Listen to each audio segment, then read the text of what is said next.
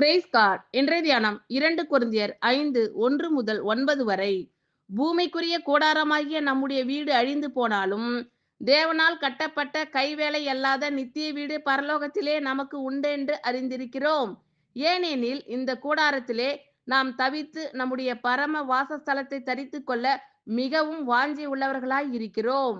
தரித்து கொண்டவர்கள் ஆனால் நிர்வாணிகளாய் காணப்பட மாட்டோம். இந்த கூடாரத்தில் இருக்கிற நாம் பாரம் சுமந்து தவிக்கிறோம்.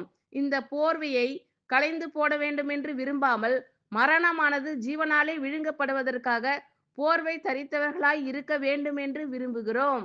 இதற்கு நம்மை ஆயத்தப்படுத்துகிறவர் தேவனே. ஆவி என்னும் அச்சாரத்தை நமக்கு தந்தவரும் அவரே. நாம் தரிசித்து நடவாமல் விசுவாசித்து நடக்கிறோம். இந்த தேகத்தில் குடியிருக்கையில் கர்த்தரிடத்தில் குடியிராதவர்களாய் இருக்கிறோம் என்று அறிந்தும் எப்பொழுதும் தைரியமாய் இருக்கிறோம். நாம் தைரியமாகவே இருந்து இந்த தேகத்தை விட்டு குடிபோகவும் கர்த்தரிடத்தில் குடியிருக்கவும் அதிகமாய் விரும்புகிறோம்.